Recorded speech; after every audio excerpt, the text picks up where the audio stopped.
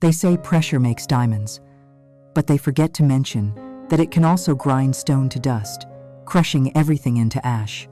And sometimes, from that very ash, something far more fearsome than fire begins to rise. The air in the conference room at Innovatech Solutions was colder than the Chicago wind whipping against the panoramic windows on the 35th floor. It was a manufactured cold, the kind that comes from polished chrome, smoked glass, and the suffocating silence of a verdict being delivered. In the center of that silence stood Ethan Hayes, a man who spoke the language of data more fluently than he spoke the language of people, and he was being publicly erased.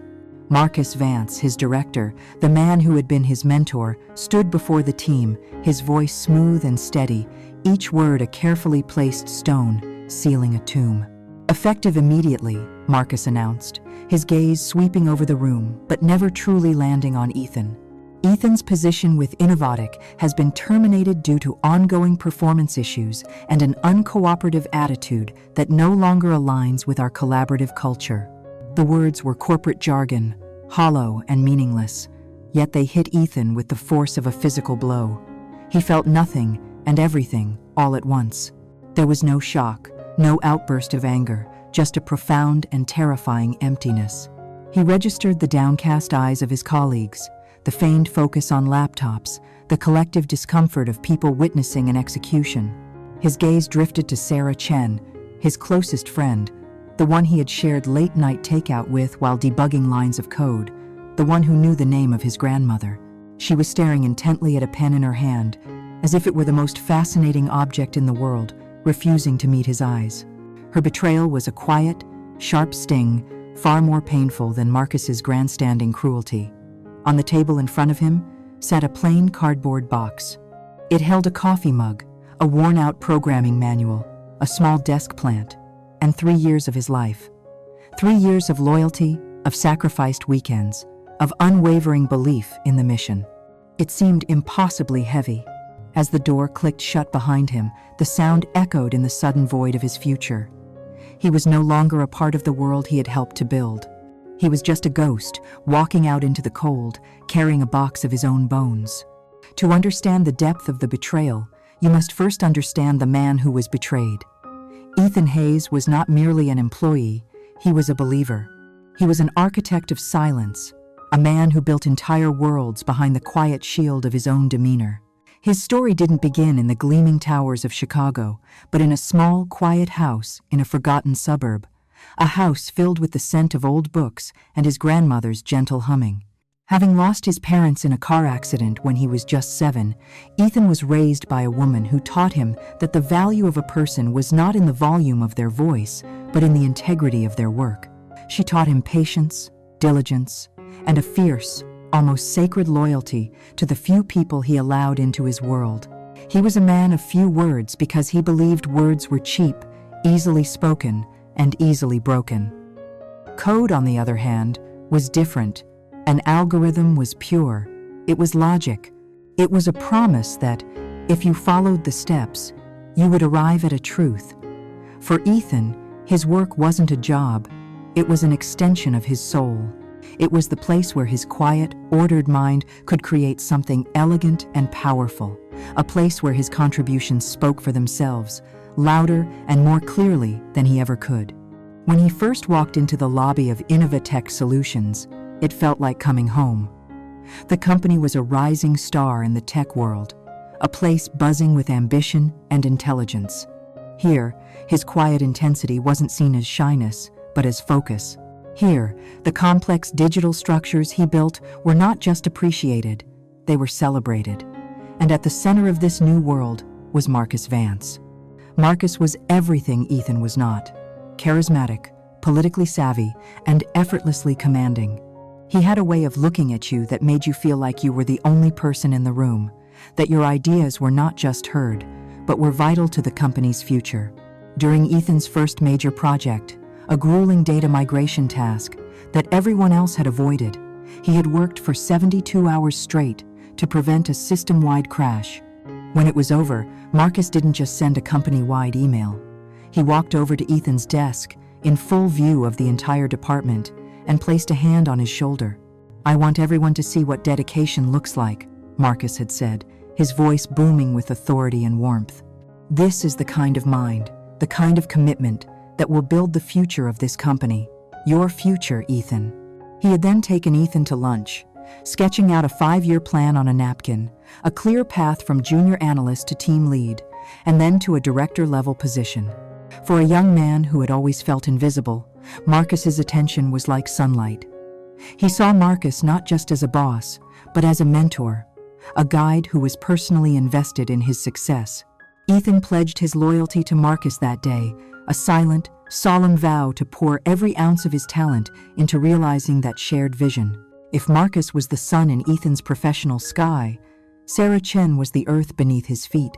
She had joined the team a few months after him, a whirlwind of bright energy and sharp wit that perfectly complemented his quiet contemplation. They were assigned to a notoriously difficult client and forced to spend weeks together in a small, windowless office, trying to salvage a failing project. It was there, fueled by stale coffee and a shared sense of desperation, that their friendship was forged. Sarah was the first person at Innovatech to understand that Ethan's silence wasn't a void, but a space where incredible things were being created. She could decipher his most complex thoughts from a few diagrams on a whiteboard.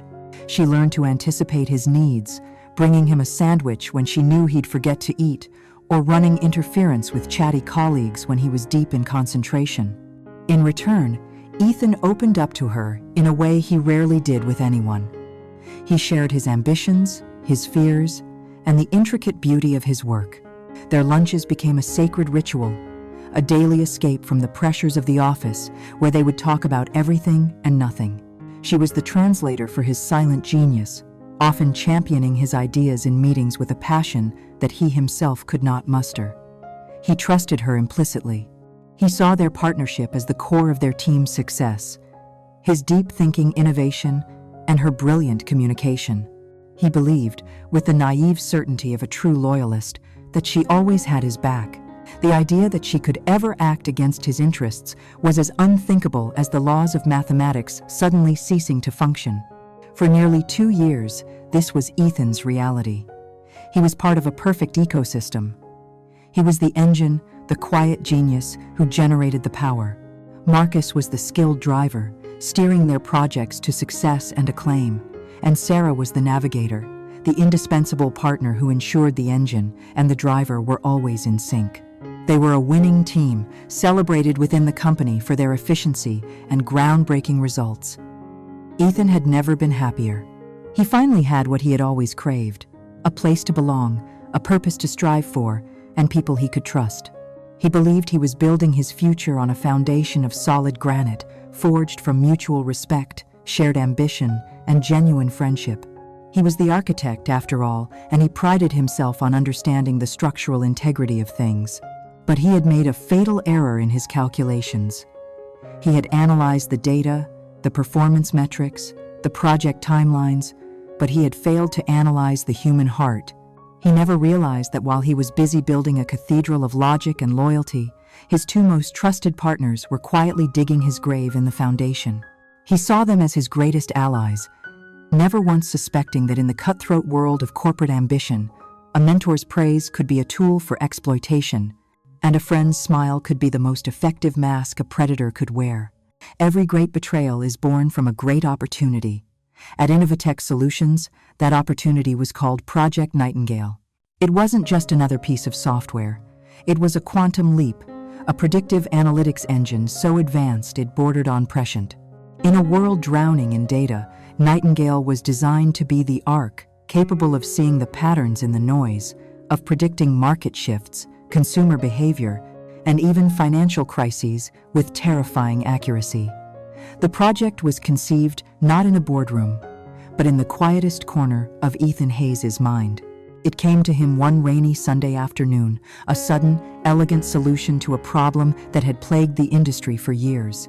He saw it all in a flash of insight, a self-correcting neural network that learned not just from data, but from the absence of it, from the ghosts and shadows in the numbers. It was his masterpiece, his symphony written in Python and SQL. And like any great artist, he became utterly consumed by its creation. For 6 relentless months, The rhythm of Ethan's life was the clicking of his keyboard and the low hum of his computer. His apartment became a cave, the blinds permanently drawn against a sun he rarely saw. His world shrank to the glowing characters on his multiple screens. Sleep became a luxury, then an afterthought. Meals were forgotten, replaced by an endless stream of lukewarm coffee that stained the mugs scattered across his desk like ancient artifacts. He worked through weekends, holidays, and his own birthday, fueled by a creative fervor that burned away everything else. He was a man possessed by a vision, chasing a ghost in the machine that only he could see. He wasn't just writing code, he was breathing life into an idea, painstakingly crafting every line, every module, every subroutine until it was perfect. The city of Chicago rose and slept outside his window, a distant, glittering irrelevance. He was building a new world, and he was its sole architect and inhabitant. He was not, however, entirely alone in his solitary crusade. Marcus Vance made sure of that. Marcus was too important to descend into the trenches of coding himself, but he was a master of managing the talent that did. He would materialize at Ethan's desk late in the evening, carrying 2 cups of gourmet coffee, a look of profound, almost paternal concern on his face. "Burning the midnight oil again, my friend?" he would say, his voice a low, conspiratorial rumble. "I don't know how you do it, Ethan, but I do know this. History is written by men like you, the ones willing to go to the absolute limit." He would lean against the cubicle wall, speaking of the future as if it were an accomplished fact. When Nightingale is unveiled, he'd muse, looking off into the distance, "It's not just going to change this company, it's going to change the entire industry. And the man who built it will be able to write his own ticket. That promotion we talked about? That's just the first step, Ethan. We're building an empire, you and you are forging the crown." These were not just pep talks, they were carefully administered doses of a powerful narcotic. They transformed Ethan's exhaustion into a noble sacrifice, his isolation into a heroic journey. Marcus made him feel like a soldier on a vital mission, and he, Marcus, was the general who recognized his singular importance. And then there was Sarah. While Marcus managed from a distance, Sarah was there in the thick of it, a constant, comforting presence in Ethan's self-imposed exile. She was his lifeline to the world, the one who remembered he was human. She would leave takeout on his desk with a note that said, "Even geniuses have to eat." She would listen patiently as he rambled, half delirious with fatigue, about a complex problem he was trying to solve, nodding and asking questions that made him feel understood. Her support seemed boundless, a selfless dedication to him and his vision. "This is incredible, Ethan," she would say, her eyes wide with genuine-looking admiration as she peered at his screen. "But I want to really understand it, you know? Not just the what, but the why." And so, in his gratitude and his deep-seated trust in their friendship, he would explain everything. He walked her through the elegant architecture of the core algorithm.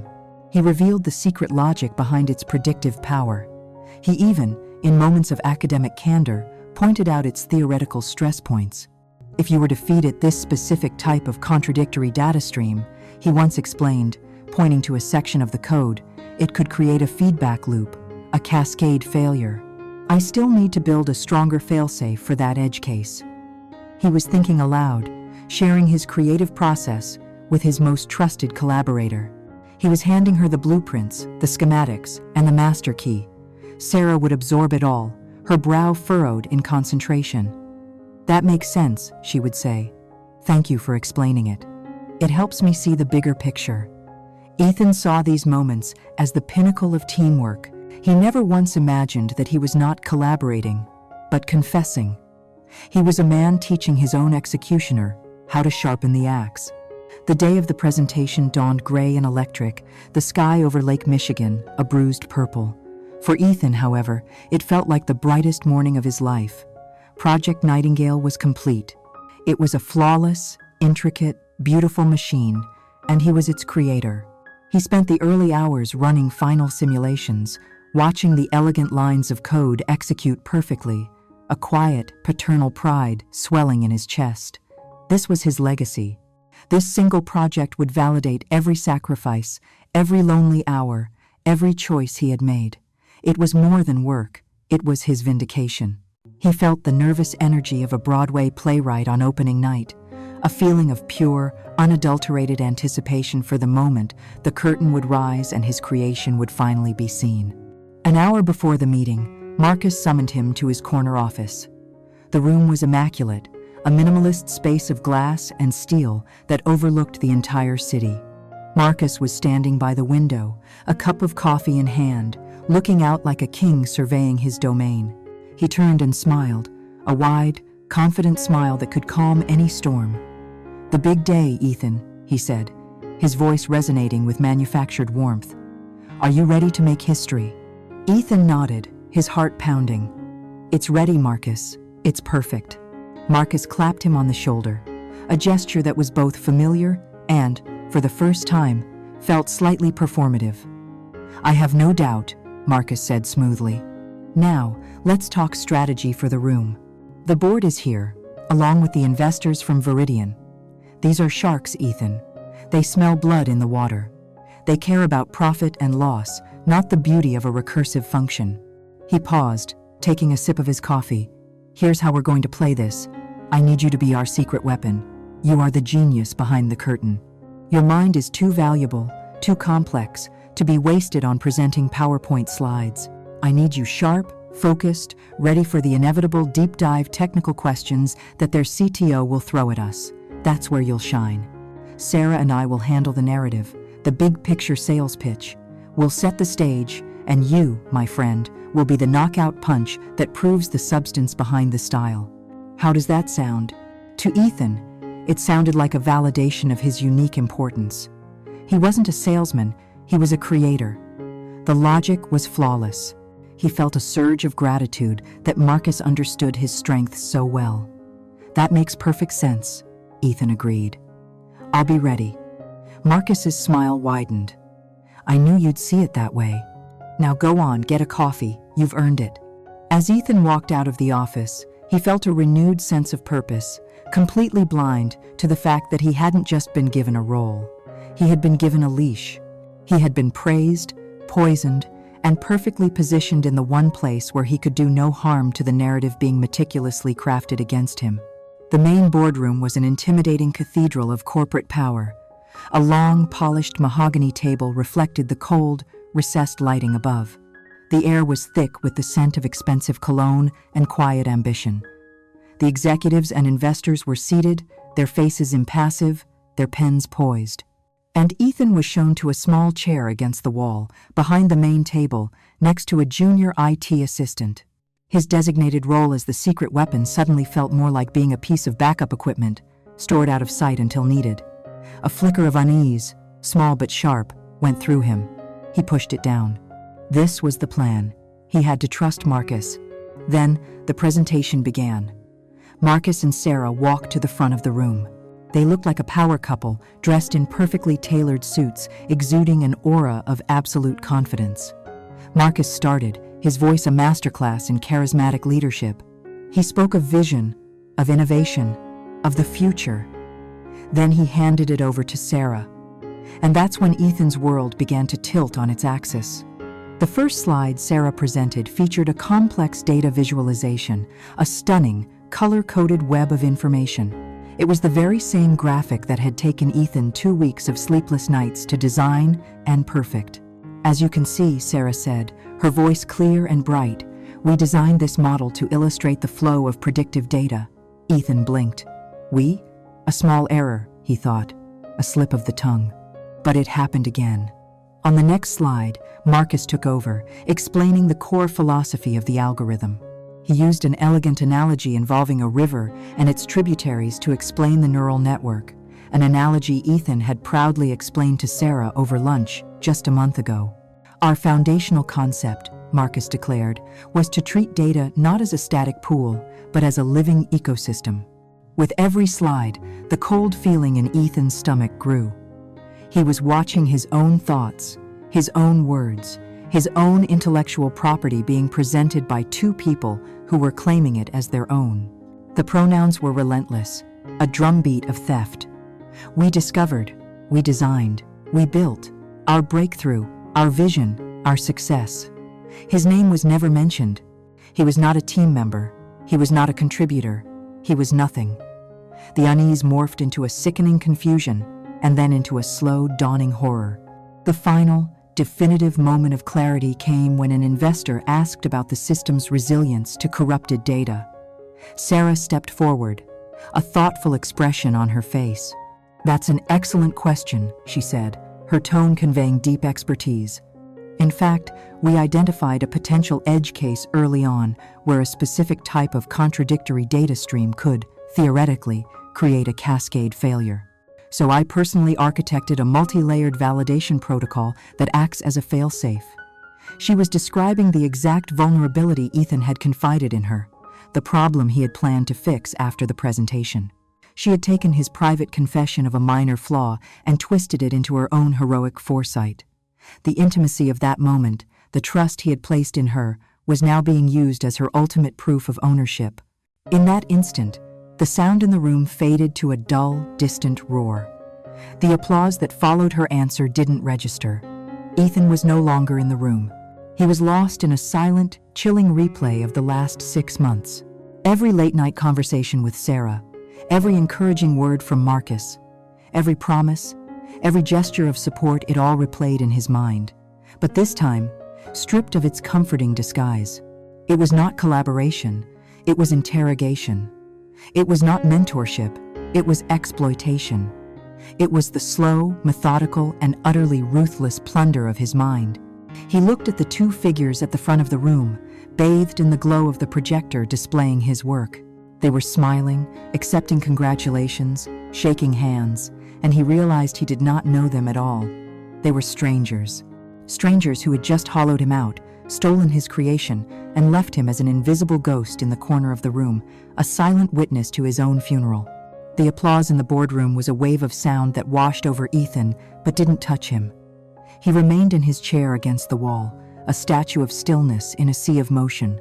He watched as men in expensive suits crowded around Marcus and Sarah, shaking their hands, patting their backs, their voices a low murmur of praise and financial promise. He saw Marcus laugh, a rich, confident sound that filled the room, and he saw Sarah smile, a practiced, perfect expression of humble gratitude.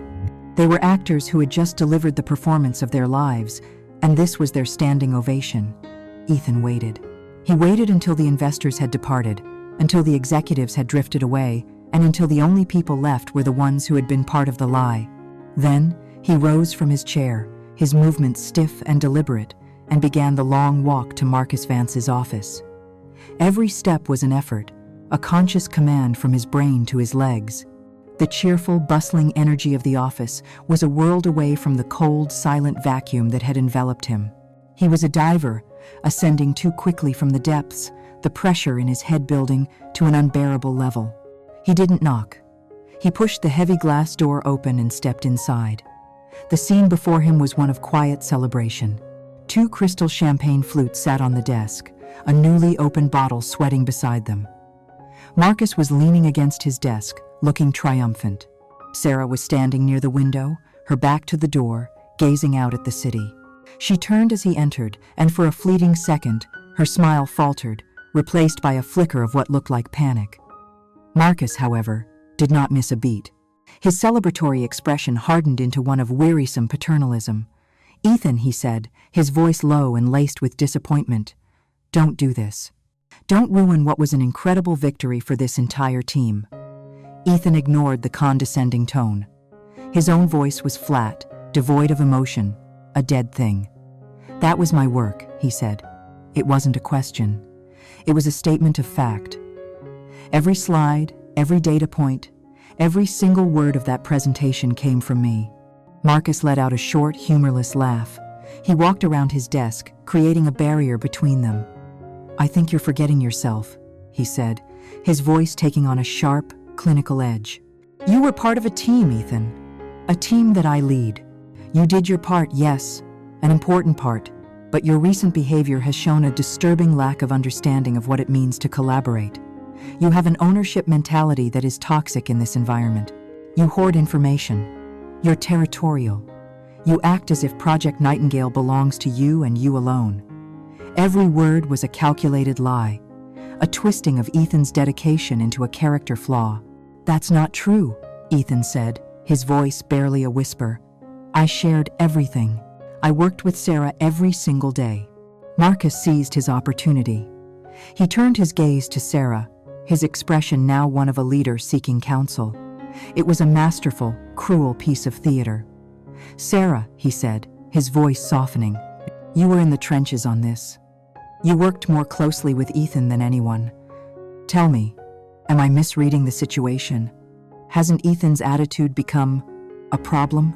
He had placed her on the stage, handed her a script, and commanded her to perform. Sarah looked from Marcus's expectant face to Ethan's empty stare. She took a deep breath, and the final mask of friendship she wore crumbled to dust. She wrung her hands, a perfect pantomime of reluctance. "Marcus, maybe this isn't the time," she started, her voice trembling slightly. It was a brilliant touch, making her betrayal seem like a pained confession rather than a willing assassination. Marcus pressed her gently. "The team's health is my top priority, Sarah. We need honesty." She finally looked at Ethan, but her eyes were veiled, distant. "I'm sorry, Ethan," she said, the words dripping with insincere regret. "But you have been difficult. You were so possessive of the project. Whenever I asked to review certain modules, you became defensive. You shut me out. It felt like you didn't trust me, like you didn't trust any of us." She paused, letting the lie settle in the air. "Honestly, your intensity, it made the work environment very uncomfortable. We were all walking on eggshells around you. It was a devastating, comprehensive demolition of the truth." She had taken their collaboration and painted it as conflict. She had reframed his focus as hostility, his passion as instability. It was the final, most personal cut. The boss's betrayal was about power. The friend's betrayal was about his very soul. With Sarah's fabricated testimony hanging in the silent room, Marcus's demeanor shifted for the last time. The mask of the concerned mentor vanished completely, replaced by the cold, impersonal face of corporate authority. He was no longer gaslighting, he was executing. "Thank you, Sarah," he said quietly, before turning his full attention back to Ethan.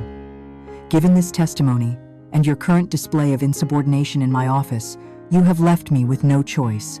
Your actions constitute a serious breach of our company's code of conduct.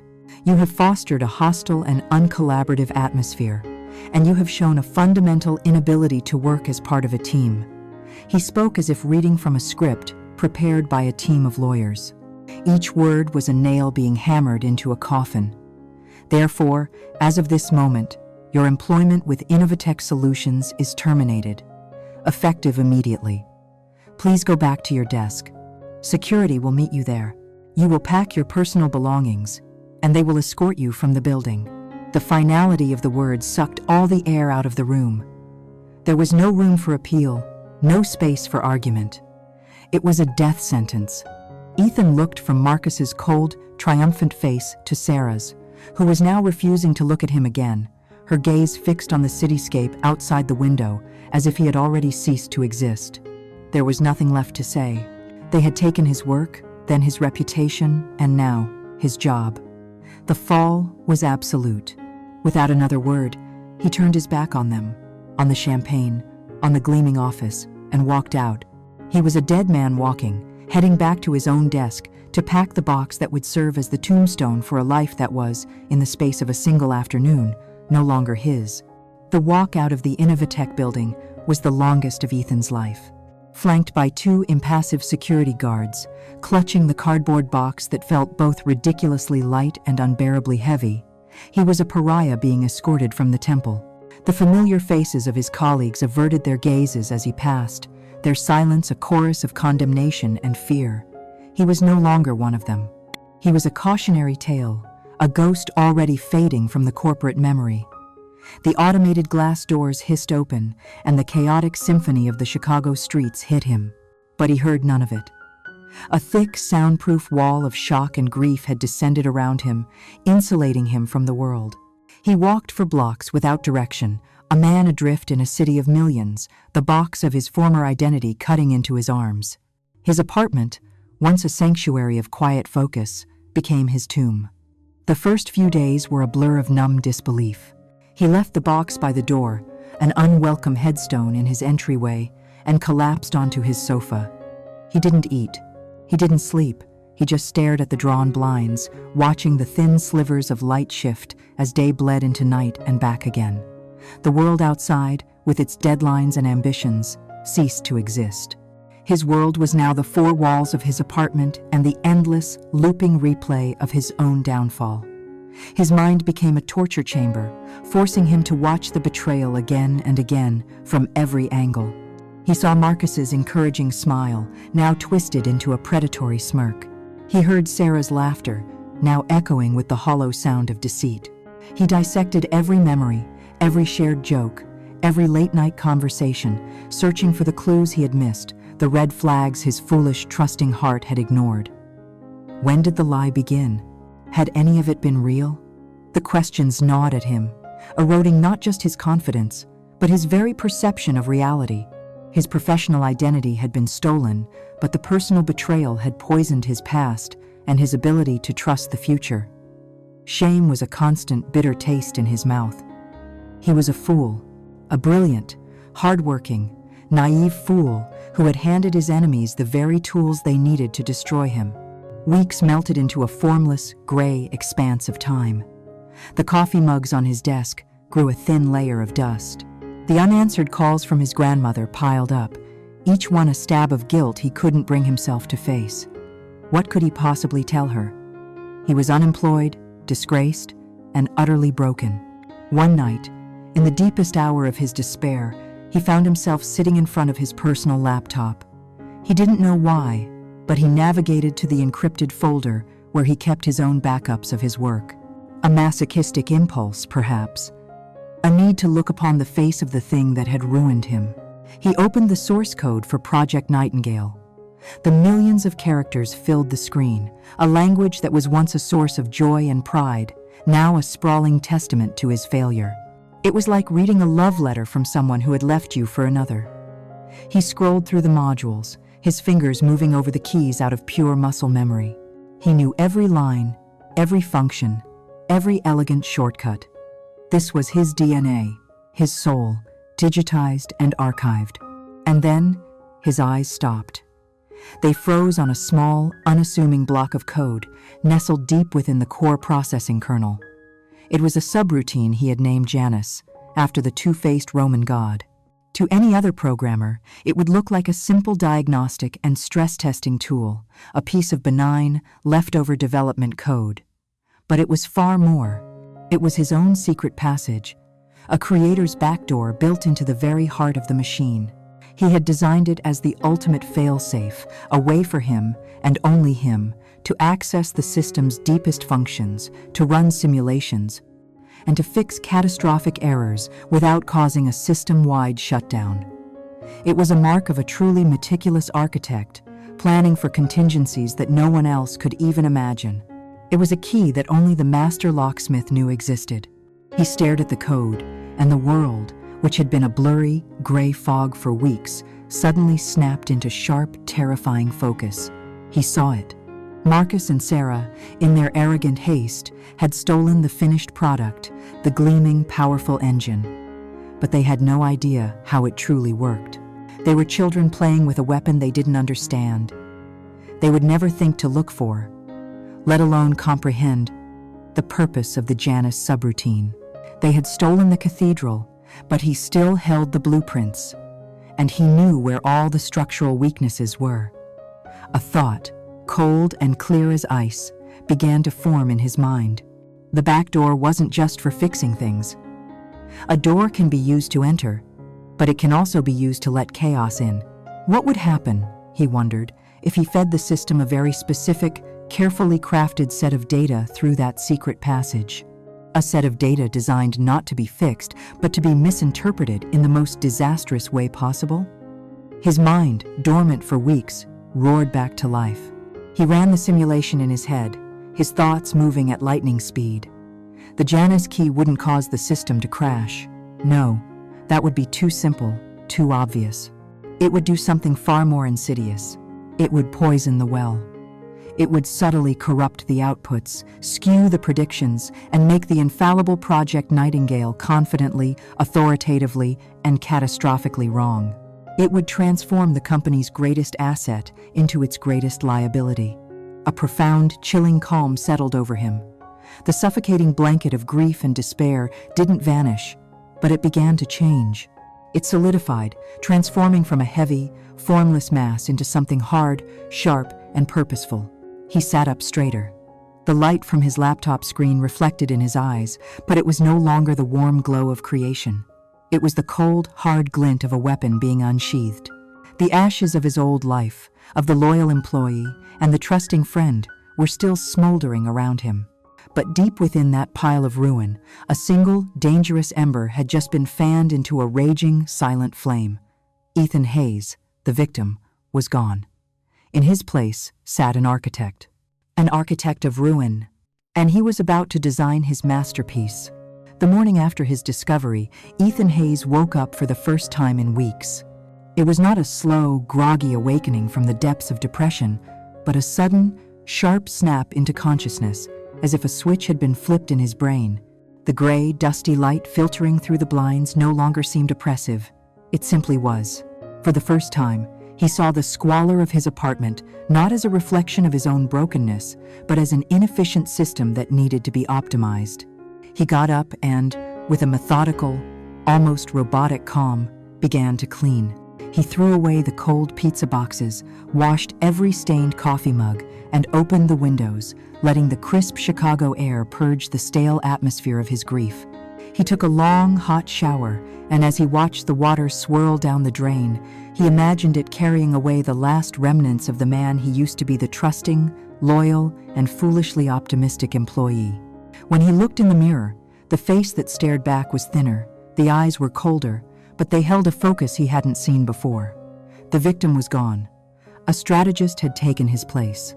He didn't want simple revenge. The thought of keying Marcus's car or sending an anonymous email to Human Resources felt petty, unsatisfying. That was the response of a wounded animal. He was not an animal, he was an architect. And architects do not lash out. They plan. They design.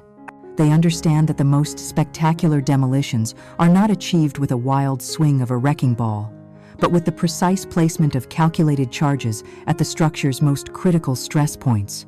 His plan would not be a crime of passion, it would be a work of art. The goal was not merely to expose Marcus and Sarah. It was to have them climb to the very pinnacle of their fraudulent success, to have them stand on the grandest stage possible, and then to personally hand them the detonator that would obliterate their careers. They would be the architects of their own destruction, using the very tool they had stolen to do it. The justice had to be poetic, it had to be public, and it had to be absolute. He knew that the word of a disgruntled former employee was worthless. Ethan Hayes was a ghost, a nobody with a fabricated black mark on his record. To get close enough to strike, he needed a new identity, a new weapon. So, he began to build one. The late nights returned, but they were no longer fueled by creative passion. They were powered by a cold, concentrated fury. He cleared the whiteboard in his living room, the same one where he had first sketched the elegant framework of Nightingale, and began to map out the framework of his revenge. The centerpiece of this plan was a new entity, a ghost in the corporate machine. He would create a boutique consulting firm. He needed a name, something with weight and meaning. He settled on Cassandra Analytics. The choice was deliberate, a piece of cruel, private irony. In Greek mythology, Cassandra was a princess of Troy, cursed by the gods to see the future, but to have no one believe her prophecies. She foretold the city's destruction, the Trojan horse, her own death, but was dismissed as a madwoman until it was too late. Ethan saw himself in her story. He was the prophet who knew the fatal flaw in the system, and soon the corporate titans of Chicago would ignore his warnings at their peril. He spent the next week forging this new identity with the same meticulous care he had once used to write code. He built a website for Cassandra Analytics, a masterpiece of minimalist design and sophisticated corporate language. It spoke of data integrity, risk mitigation, and strategic foresight. There were no staff photos, only abstract graphics, creating an aura of mystery and elite expertise. He created a professional social media presence, populating it with insightful articles on market trends and data security, establishing Cassandra as a thought leader in the field. He was building a legend, a digital phantom so convincing that no one would ever think to look for the broken man typing away in a small, sparse apartment. But a legend is nothing without proof. Cassandra Analytics needed a reputation, and Ethan devised a strategy to build one, quickly and quietly. He couldn't compete for major contracts, so he hunted in the shadows. He became a digital vigilante of sorts, using his skills to find problems and offer solutions. He identified a significant security flaw on the website of a well-respected financial journalist and sent him a polite, encrypted email detailing the vulnerability and the code to fix it. He asked for nothing in return. The grateful journalist, impressed by the anonymous expert's skill and integrity, wrote a glowing blog post about the mysterious digital guardian who had saved him from a potential disaster. It was the first small stone in the foundation of his new reputation. Next, he targeted a mid-sized logistics company whose stock had been underperforming. He spent 3 days, without being asked, analyzing their publicly available shipping data, cross-referencing it with weather patterns and fuel price fluctuations. He discovered a massive inefficiency in their routing algorithm, a blind spot that was costing them millions each quarter. He distilled his findings into a brutally concise, 2-page report that was impossible to ignore. He sent it directly to the company's chief operating officer. 48 hours later, he received a call. The COO was stunned. Ethan, playing the part of the calm, detached principal of Cassandra Analytics, walked him through the data. He was hired for a 1-week, high-value consulting contract. He solved their problem in 3 days, took their money, and secured a glowing, confidential testimonial for his portfolio. He repeated this process twice more, with different companies in different sectors, each time taking on a seemingly impossible problem, solving it with surgical precision, and then vanishing, leaving behind only a reputation for brilliance and an invoice. He was sharpening his blade, building his arsenal, one small, decisive victory at a time. He was no longer Ethan Hayes, the victim. He was Cassandra, the phantom consultant, the whisper in the boardroom, the expert who was only called in when the stakes were highest. He spent his nights building his new identity and his days scanning the financial news, watching Innovatech solutions like a hawk. He saw their press releases, their stock price climbing, their success built entirely on the back of his stolen work. He felt no anger, only a detached, predatory patience. He was waiting for the perfect opportunity, the perfect stage, and then, one Tuesday morning, he saw it, a headline on a major financial news network. Innovatech Solutions nears landmark partnership with financial services behemoth Viridian Dynamics. The article glowed about Innovate, Che's revolutionary Nightingale AI, and how it would reshape Viridian's entire investment strategy. Viridian Dynamics, a multi-billion-dollar corporation. A deal of this magnitude would be Marcus and Sarah's crowning achievement. It would be their coronation. Ethan leaned back in his chair, a slow, cold smile spreading across his face for the first time in months. The blade was forged. The stage was being set. The hunt was about to begin. The walls of Viridian Dynamics were not made of brick and mortar, but of legacy, reputation, and immense, old-world capital. It was a fortress, impenetrable to a frontal assault. A disgruntled employee with a story about being wronged would be laughed out of the lobby. Ethan knew this. His approach could not be that of a warrior with a battering ram. It had to be that of a plague, silent and invisible, entering the city through the water supply. He spent a full week doing nothing but studying the fortress. He mapped its corporate hierarchy, analyzed its quarterly reports, and read every interview ever given by its senior executives. He was not looking for a weakness in their finances. He was looking for a weakness in their psychology. He was looking for a single person under pressure, a single, solvable problem that would be his key to the city gates. He found it in the form of a man named David Chen, the director of the newly formed Risk Assessment Division. David was a rising star at Viridian, a brilliant numbers guy who had been tasked with the impossible, modernizing the firm's ancient, creaking infrastructure to meet a daunting new set of federal compliance regulations. He was understaffed, overworked, and facing a deadline that everyone knew was impossible to meet. He was a man drowning in problems, desperate for a life raft. Ethan would not offer him a life raft. He would build him a battleship. Through a series of discreet inquiries in online security forums, Ethan discovered a subtle but critical vulnerability in the third-party data encryption software that Viridian used. It was an obscure flaw, something only a handful of experts in the world would ever notice. Instead of exposing it, he drafted a 13-page, unsolicited white paper under the Cassandra Analytics brand. It was a dense, technical, but brilliantly argued document titled Latent Zero-Day Vulnerabilities in Asynchronous Encryption and Their Implications for Financial Regulatory Compliance. He didn't mention Viridian by name, but he described their exact problem in such precise detail that it was unmistakable. He then paid for a targeted professional networking service to place the paper directly in David Chen's feed. It was a message in a bottle, thrown into a very specific ocean current. 3 days later, he got the call. David Chen's voice was cautious but intrigued. He wanted a meeting. Ethan, playing the role of the enigmatic founder of Cassandra Analytics, agreed. They met in a sterile, impersonal conference room at Viridian's headquarters. Ethan was a completely different man from the one who had been fired from Innovatic. His suit was immaculately tailored. His demeanor was one of unshakable, quiet confidence. He didn't try to sell David anything. He simply listened, letting David describe the immense pressure he was under. Then, Ethan walked him through the white paper, explaining the complex vulnerability in simple, elegant terms. He didn't present himself as a savior, but as a fellow expert, a peer who understood the challenges of the landscape.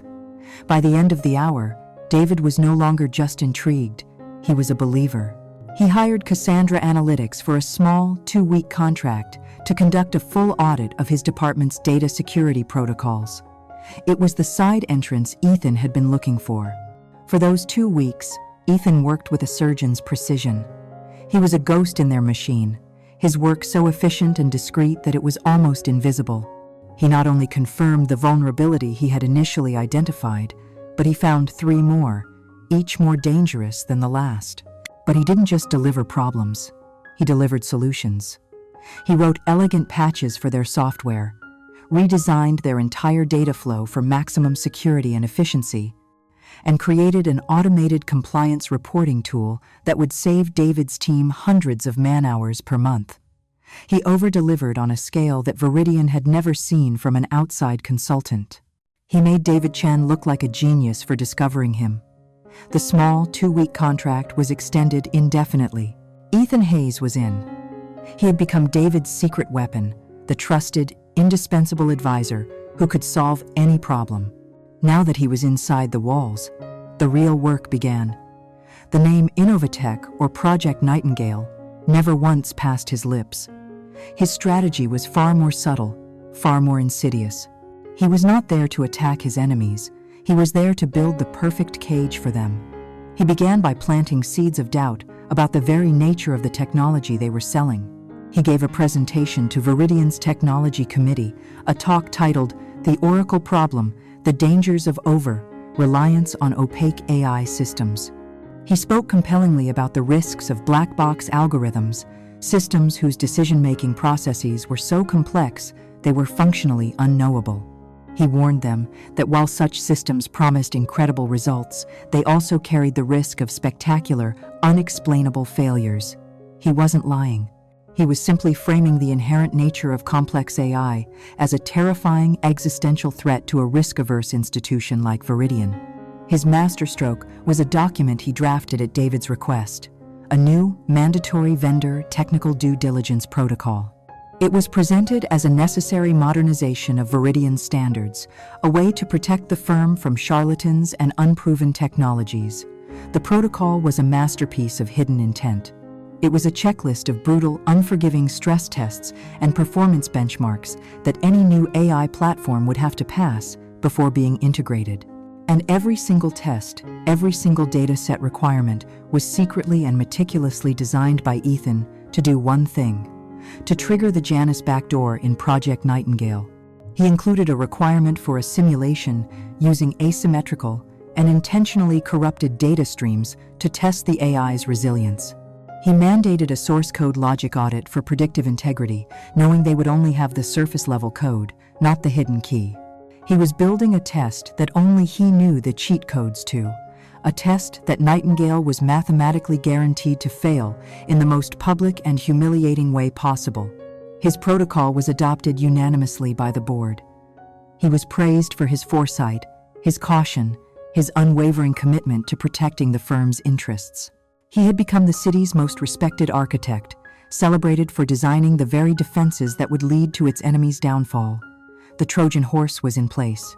A month later, the news he had been waiting for finally arrived. David called him into his office, a look of excitement on his face. "It's official," David said. "We're moving to the final demonstration phase with Innovatech. Their Nightingale platform is the last candidate standing. We're setting up the stress test for 2 weeks from now, and the board wants you in the room. They want you to personally administer your protocol and give the final sign-off." Ethan felt a cold, clean thrill, but his expression remained one of calm professionalism.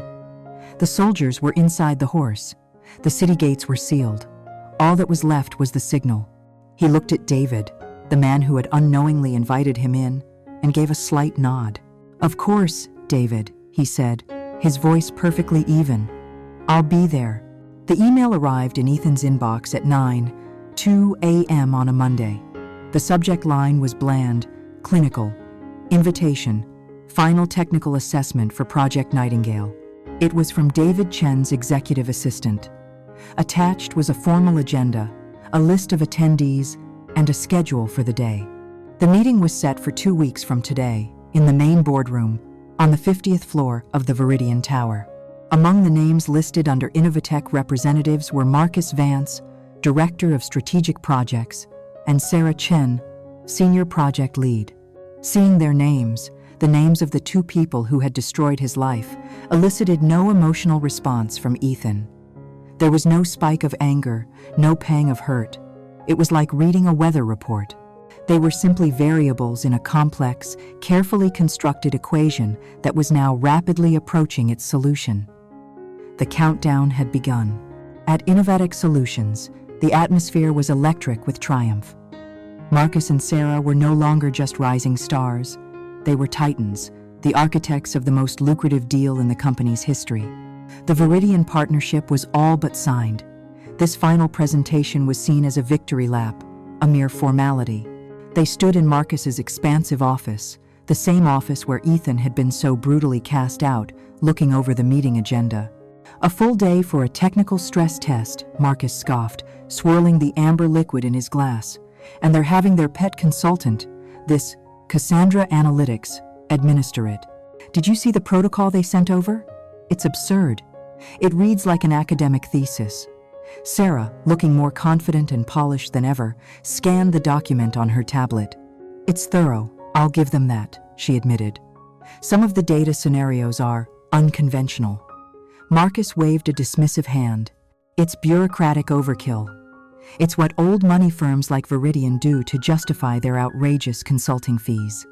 They hire someone to create 100 hoops so they can feel like they've done their due diligence. Don't worry about it. Nightingale can handle anything they throw at it. It's perfect." Their hubris was a fortress in itself. They believed Nightingale was invincible because they had never seen its soul. They were like thieves who had stolen a master-forged sword and were now boasting of its strength, completely unaware of the invisible, fatal flaw deliberately placed in the blade by the smith who had forged it. While they celebrated their impending victory, Ethan was in his apartment, preparing for war. His world was one of quiet, methodical precision. In contrast to their arrogance, his preparation was a ritual of cold, intellectual fury. His entire focus was on the creation of a single file, the weapon he had been forging for months. It was a massive data set, terabytes of information that would serve as the fuel for the stress test. On the surface, it looked like a standard set of historical financial data, market trades, and economic indicators.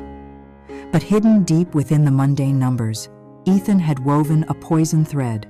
He had composed a symphony of data, a complex sequence of numerical patterns and statistical anomalies that, to any normal analysis engine, would seem like random noise.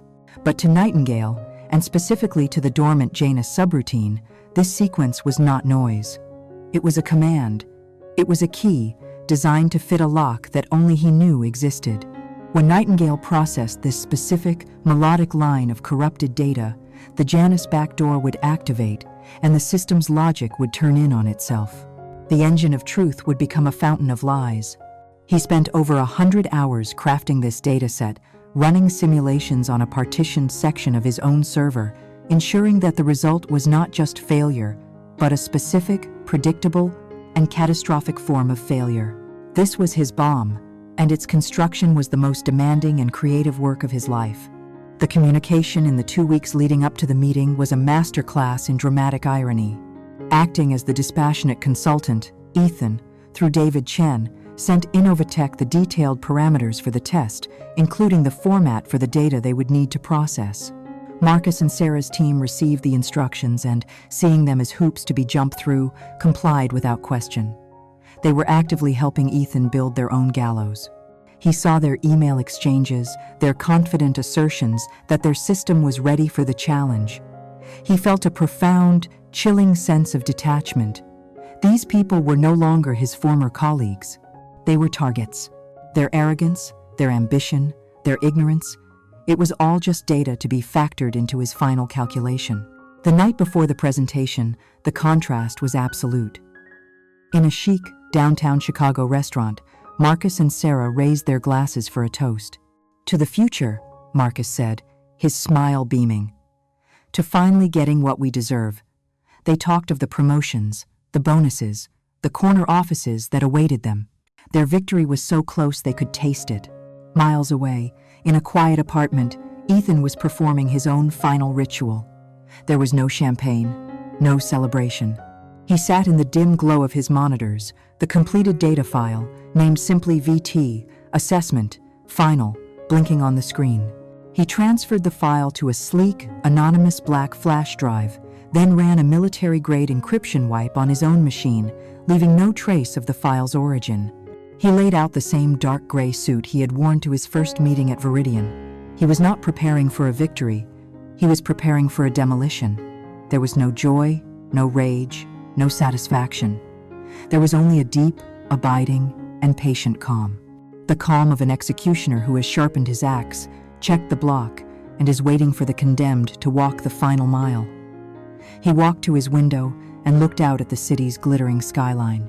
His eyes found the Viridian Tower, a black monolith scraping the night sky. The stage was set. The actors were ready. And he, the ghost in the machine, the invisible director of the entire play, was ready for the curtain to rise. The Viridian boardroom was a stage set for the final act of a high-stakes corporate drama.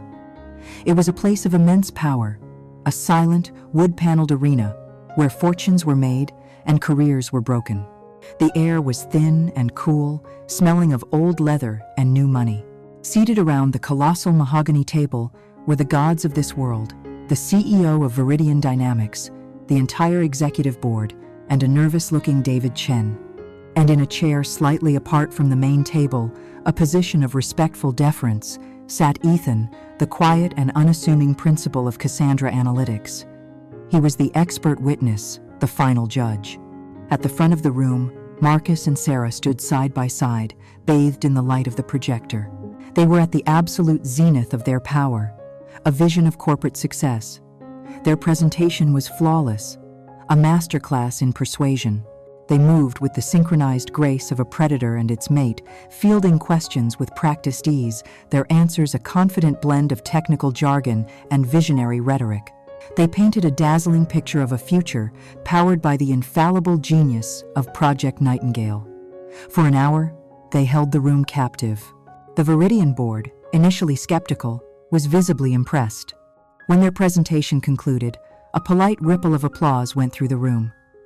The CEO of Viridian, a stern-faced man named Arthur Pierce, turned his gaze from Marcus and Sarah to the quiet consultant. "Mr. Cassandra," he said, his voice a low, gravelly tone that commanded attention, "your protocol brought us to this point. What is your assessment?" Ethan felt the weight of every eye in the room shift to him. He took a slow, deliberate breath. This was the moment. He rose slowly from his chair, his expression one of thoughtful consideration. "It is, without question, an impressive and elegantly designed system," he began, his voice calm and even. The words of praise hung in the air, causing Marcus and Sarah to exchange a brief, triumphant glance. Ethan let the silence stretch for a beat. "However," he continued, "the true strength of any predictive engine is not in its ability to analyze the past, but in its resilience when confronted with a future it does not expect. I have a few final questions regarding its handling of paradoxical data." He didn't need notes. The questions were etched into his memory. "Mr. Vance," he said, his eyes locking with Marcus's for the first time, though there was no recognition in them, "could you elaborate on the system's normalization protocol when faced with high-volume, contradictory input streams? Specifically, how does it avoid a logic loop when a core dataset is intentionally and maliciously corrupted?" Marcus, caught off guard by the technical depth of the question, stammered for a moment, offering a vague, jargon-filled answer about multi-threaded validation layers. The answer was technically correct but substantively empty. Ethan simply nodded, as if accepting the non-answer, and turned his attention to Sarah. "Miss Chen," he said, his voice just as steady, "you spoke of the system's ability to learn from outlier events. But what is the failsafe for a black swan event, an outlier so extreme that it invalidates the entire historical data set? How does Nightingale protect itself from learning the wrong lesson, from turning a single piece of bad data into a new, flawed gospel?" Sarah's answer was better than Marcus's, more confident, but Ethan could see the subtle tells of someone reciting from a manual they didn't write. She was explaining the what, but she had no understanding of the why. The first, almost invisible cracks began to appear in their polished facade. After a few more of these surgical questions, Ethan gave a final, slow nod. "Thank you. That has been very illuminating," he said, a master of understatement. "As the final step in the due diligence protocol that Viridian has adopted, theory must now become practice. We have prepared a single, encrypted data file. It contains a complex, real-world market scenario designed to push the system to its absolute limits. We need to see how Nightingale performs under conditions of extreme stress." He paused, reaching into his jacket pocket. "If you would." He walked to the front of the room. The only sound was the soft tread of his Italian leather shoes on the thick carpet. He did not look at Marcus or Sarah. He simply placed the anonymous black flash drive on the table in front of them. It was a declaration of war disguised as a piece of office equipment. Marcus, with a hint of annoyed impatience, took the drive and inserted it into their laptop. This was the final, ridiculous hoop. They just had to jump through it. The file, Vermont, Assessment, Final, loaded onto the screen. Sarah initiated the simulation. The main projector screen, which had been showing their corporate logo, now flickered to life with Nightingale's elegant user interface. For the first few moments, everything was perfect. The system ingested the terabytes of data, and complex charts and graphs began to form, showing market trends and asset valuations. Marcus had a smug look on his face. This was it, the victory lap. And then, the symphony of collapse began.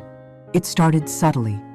A single stock, a blue-chip industrial, was suddenly projected to lose 98% of its value in the next fiscal quarter, an anomaly.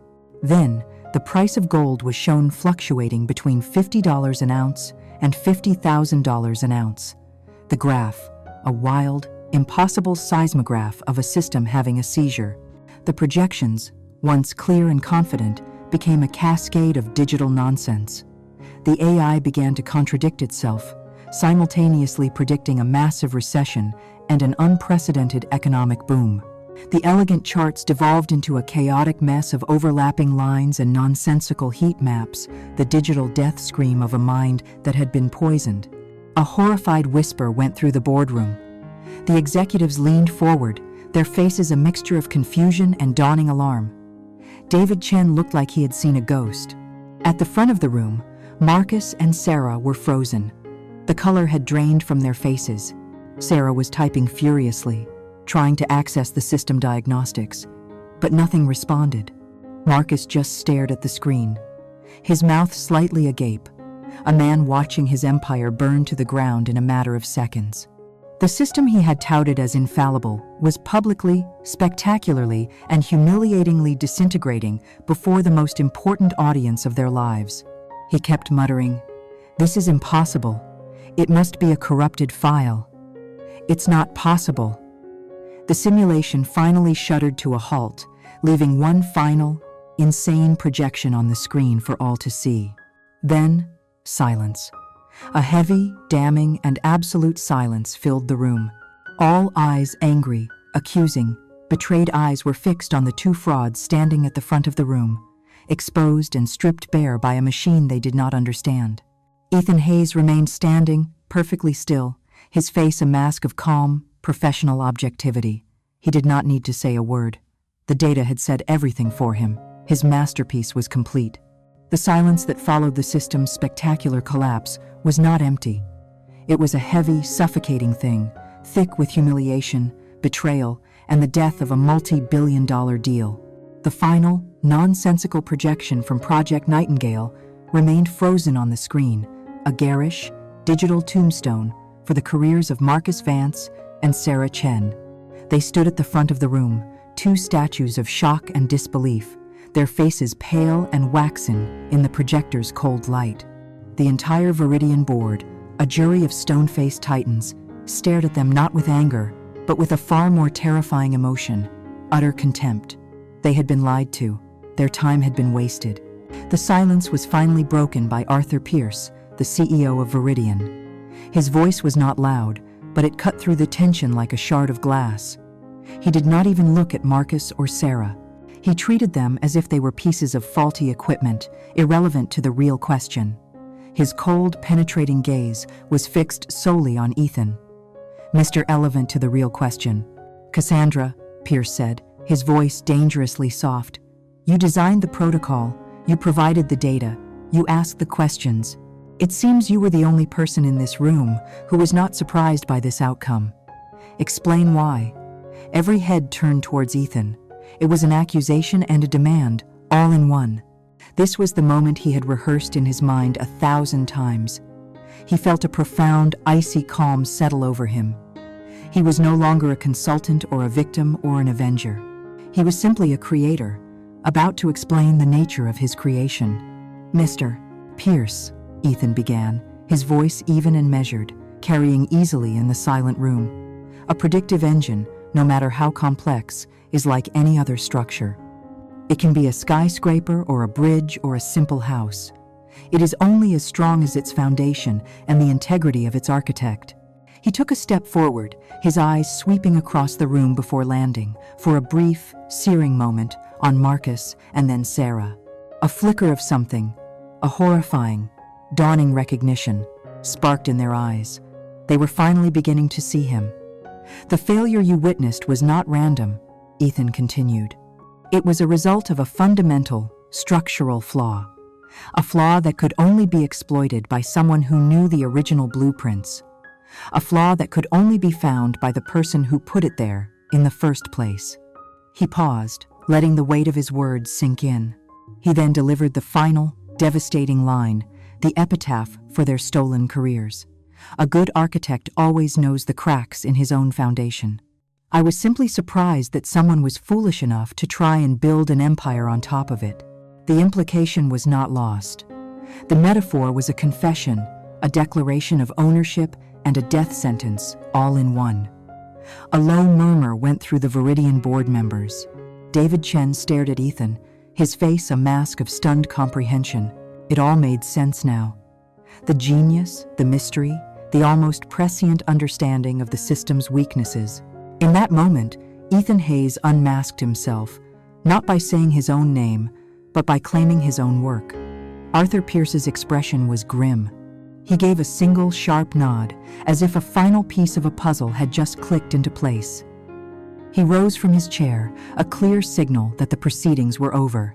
"This meeting is concluded," he announced, his voice leaving no room for argument. "The proposed partnership with Innovatech Solutions is, of course, terminated. David, please have security escort these representatives from the premises." As the Viridian executives began to pack their briefcases, a different drama was unfolding. The CEO of Innovatech, a shrewd, silver-haired man named Robert Sterling, who had been sitting quietly through the entire demonstration, did not look angry. While his company's reputation was being immolated, he looked fascinated. He was a veteran of 100 corporate wars, a man who could spot a master strategist from a mile away. He wasn't watching the catastrophic failure of his product. He was watching the calm, controlled, and utterly devastating performance of the man who had orchestrated it. As Marcus and Sarah, now looking completely broken, were being quietly ushered toward the door by Viridian security, Sterling's eyes were locked on Ethan. It was not a look of anger. It was a look of profound, calculating respect. He had just witnessed a rival being taken out, not with a clumsy, loud cannon, but with the silent, elegant precision of a sniper's bullet. And he was impressed. The walk of shame for Marcus and Sarah was a perfect, terrible mirror of the one Ethan had endured months before. They were no longer the golden couple. They were pariahs, ghosts in their own machine. Sarah was visibly trembling, her face buried in her hands. Marcus walked with a stiff, unnatural gait, his eyes vacant, staring at a future that had just evaporated into thin air. Their partnership, forged in ambition and sealed with a lie, had been shattered by the truth, and now they were just two strangers, bound only by their shared public humiliation. As they passed Ethan, Marcus finally looked at him, his face a wreck of confusion and hatred. "You," he whispered, the single word filled with a venom that had lost all its power. Ethan met his gaze without flinching, his expression unreadable. He gave no reply. The most powerful response was his continued, silent existence. The power dynamic had not just been flipped, it had been annihilated. He had been the ghost at their feast, and he had just poisoned the wine. The unmasking was complete. Weeks after the symphony of collapse in the Viridian boardroom, Ethan found himself adrift in the quiet aftermath. The fire of his revenge, which had burned so brightly and with such singular focus, had consumed its fuel. Now, there was only a cold and silent landscape of ash. He had expected to feel triumphant, a sense of elation or vindication. Instead, he just felt empty. The mission was over. The intricate, beautiful, terrible machine of his retribution had done its work, and he was left alone in the silence of his apartment, the same apartment that had been his prison, then his war room, and was now just a quiet space filled with the ghost of a purpose that no longer existed. He had won. But he had not yet figured out what that truly meant. Then, one rainy afternoon, his phone buzzed with a call from an unknown number. He ignored it, as he had ignored most calls for months. But it rang again, persistent, demanding. With a sigh of weary resignation, he answered. "Hello?" The voice on the other end was calm, low, and radiated an authority that was unmistakable. "Am I speaking with Mr. Ethan Hayes?" Ethan paused. No one had called him that in a long time. He had been a ghost, a consultant named Cassandra. "Who is this?" he asked. "This is Robert Sterling," the voice replied. Ethan froze. Robert Sterling, the CEO of Innovatech Solutions, the man at the very top of the pyramid, the king of the castle from which he had been exiled. Ethan's mind raced. Was this a threat? A lawsuit? "Mr. Hayes, I imagine you are wondering why I am calling," Sterling continued, his tone smooth and pragmatic. "I am not calling to threaten you, nor am I calling to apologize. I am calling to offer you a job." Ethan was speechless. He couldn't form a reply.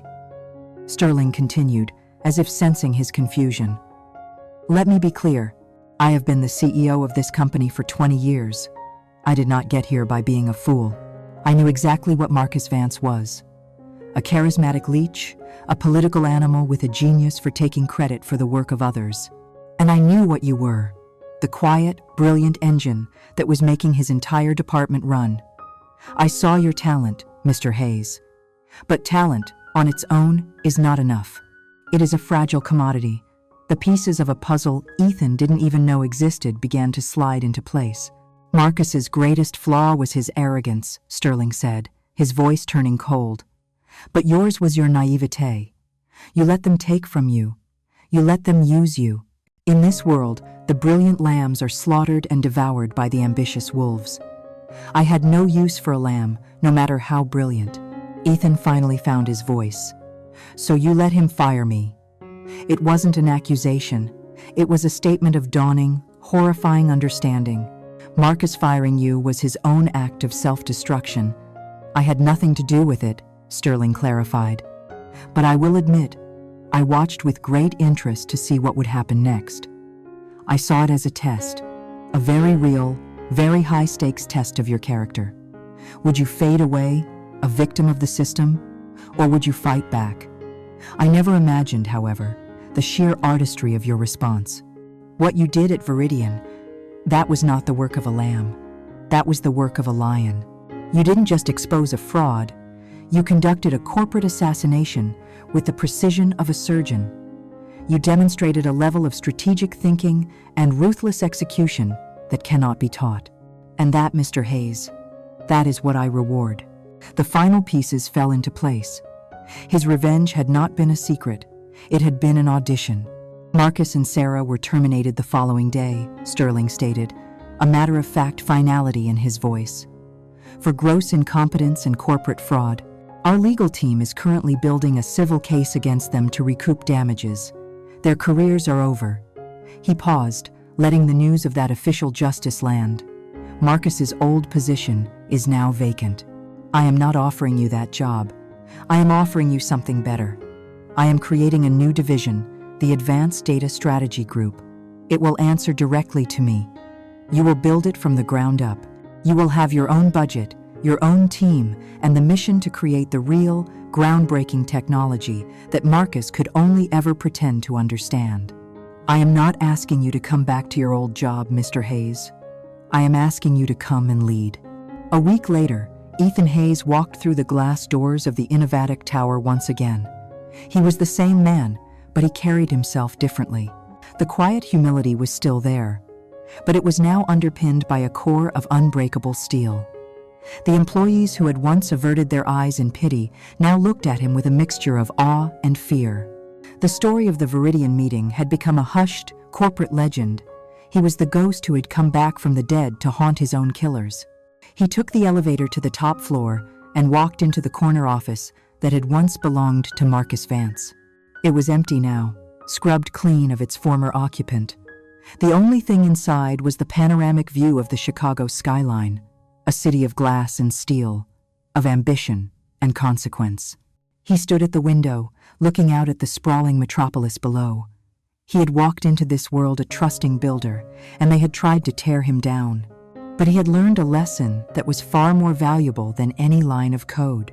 He had learned that sometimes, to build something new and strong, you must first be willing to burn the old, rotten structure to the ground. Never underestimate the silence of a person who has endured too much, for in that silence, they are not just absorbing the pain, they are analyzing the schematics of the system that hurt them. And they are not just planning to survive, they are planning to win. Each office has its own ghosts, its own stories of betrayal and justice waiting to be told. The story of Ethan Hayes has reached its conclusion, but the world of corporate drama is endless. Join us for our next story, where we will explore another corner of this complex and often dangerous world. Until then, thank you for listening.